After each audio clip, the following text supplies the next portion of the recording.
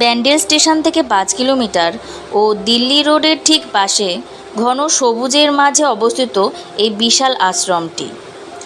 যোগীরাজ শ্যামাচরণ লাহিড়ীর দর্শনে নির্মিত এই আশ্রমটির নাম লাহিড়ী বাবার আশ্রম। আশ্রমের প্রবেশদ্বার পেরিয়ে মূল মন্দিরে প্রবেশের পূর্বে দুপাশে রয়েছে নানা অজানা ফুলের বাগান, রয়েছে বহু প্রাচীন আম গাছ ও আরও অনেক বড় বড় গাছ, যেগুলি আশ্রমটির প্রাকৃতিক সৌন্দর্য ক্রমশই বৃদ্ধি করে চলেছে।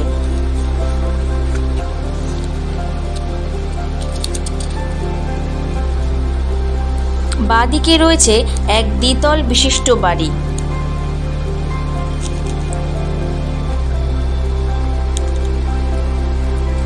ঠিক তার উল্টো দিকে দুর্গা মায়ের এক অপূর্ব মন্দির।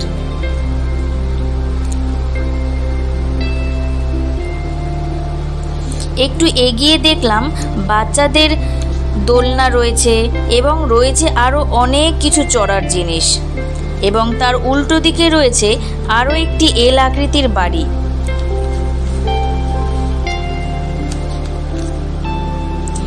একটু এগিয়ে বাঁদিকে রয়েছে সুসজ্জিত উপাসনা ঘর, যেখানে ছবি তোলা একেবারেই নিষিদ্ধ।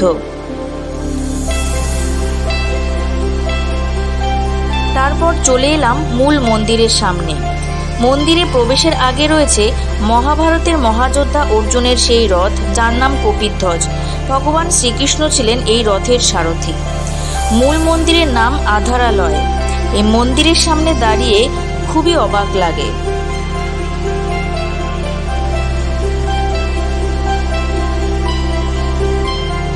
কারণ মন্দিরটি সম্পূর্ণই জলের ওপর নির্মিত। সামনে দুটি গোপুরম রয়েছে। জলে পা ধুয়ে মন্দিরে প্রবেশ করতে হয়। দীর্ঘ সিঁড়ি পার হয়ে বহু দেবদেবী এবং বড় শিবলিঙ্গ, এছাড়াও যোগীরাজ লাহিড়ী বাবার মূর্তি দেখতে পাওয়া যায়। মন্দিরের ভেতরে ছবি তোলা একেবারেই নিষিদ্ধ। এখানকার বিশেষ আকর্ষণ হলো সন্ধ্যা আরতি।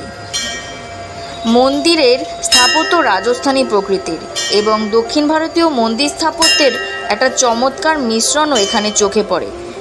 প্রতিদিন মূল মন্দির সকাল 10টা থেকে 12টা ও 2টো থেকে 6টা অবধি খোলা থাকে।